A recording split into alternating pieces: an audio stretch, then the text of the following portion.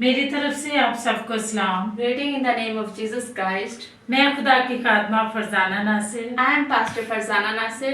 और मेरे साथ मेरी बेटी सवेरा है जो कि आज मेरे साथ तर्जमा करेगी। She is my daughter Sarah Nasir and today she interprets with me. जैसा कि आप सब जानते हैं कि ईद पेंतेकोस्त की ईद है। You all know that it is the day of Eid Pentecost. सो मेरी तरफ से भी आपको बहुत बहुत मुबारक हो And happy Eid Pentecost. आए कलाम मुकद्दस में से वर्स लेंगे, माल की किताब और उसका दूसरा बाब और उसके पहले 4 वर्सेस पढ़ेंगे। Let's look at Word of God, Acts chapter 2 and verse 1 to 4.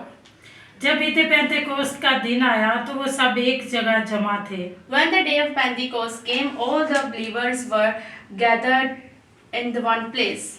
कि यकायक आसमान से ऐसी आवाज आई जैसे जोर की आंधी का सुनाटा होता है। Suddenly there was a noise from the sky such as the wind blowing, और इससे सारा घर जहाँ वो बैठे थे गूंज गया and filled the whole house where they were sitting. और इन्हें आग की शोला किसी फटती हुई जुबानें दिखाई दी And they saw what looked like a tongues of fire, और उनमें से हर एक पर आ ठहरी and touched each person there. और वो सब रूल कुछ से भर गए And they were all filled with Holy Spirit, और गैर जुबानें बोलने लगे and began to talk in other languages, जिस तरह रूह ने इन्हें बोलने की ताकत as the Bakshi. Spirit enabled them to speak. आमीन। Amen. खुदावंद आप सबको बहुत बरकत दे। God bless you. जिस तरह से आप जानते हैं कि 120 की जमात जो जमा थी The congregation of 120 was gathered. वो दुआएं कर रहे थे They all are praying. और सेम लाइक जैसे यीशु ने उनको कहा था And same like this, that Jesus had taught them कि ठहरे रहना to stay जब तक रूह कुस का लिबास ना मिले, until the cloth of strength was received, जब तक रूह कुस की पावर ना मिले।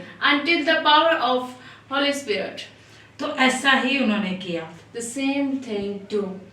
और उनके ऊपर रूह कुस ठहर गया And they all are filled with Holy Spirit.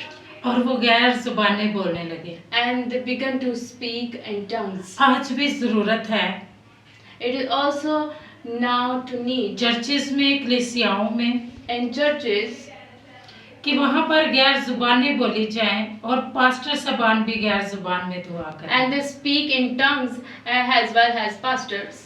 क्योंकि इससे जो है आप खुदा से बातचीत करेंगे So you can talk with Jesus Christ, और इससे कलीसिया की तरक्की होगी। and through it you can progress. जैसे जैसे इस चैप्टर में लिखा है कि वो जो लोग वहाँ पर जमा थे वो कई जगहों से बिलोंग करते थे। And many people are belong many countries. यहाँ पर लिखा है कि वो फिर भी अपने अपने वतन की बोली समझ और सुन रहे थे। They all are here. They are speaking from all native languages. क्योंकि उनको ऊपर से फेवर मिल गई थी, Because the favor comes from heaven. वो होली स्पिरिट से फुलफिल हो चुके थे। They are fulfilled with Holy Spirit. और पतरस ने उठकर मुनादी की And then the Peter got up and preaching the word of और God. 3000 लोगों ने तौबा की। And then the 3,000 people are repented. ये रूल कुस के इनामात हैं, These are blessings and gifts of Holy Spirit. Rule कुस की नेमतें भी हैं, They also are gift of Holy Spirit. Rule कुस का फल भी है There are also fruit of Holy Spirit. और इसके टेस्ट भी हैं। They also have a taste. लेकिन इन सब में जो बड़ा है वो मोहब्बत है। And the biggest is love. आप सबको रूल कुस लेने की जरूरत है, You have to take the Holy इसके Spirit. लिए दुआएं करने की You जरूरत है। have to pray. मेरा ईमान है कि खुदावंद इस ईद पर आप सबको जरूर फुलफिल करेगा।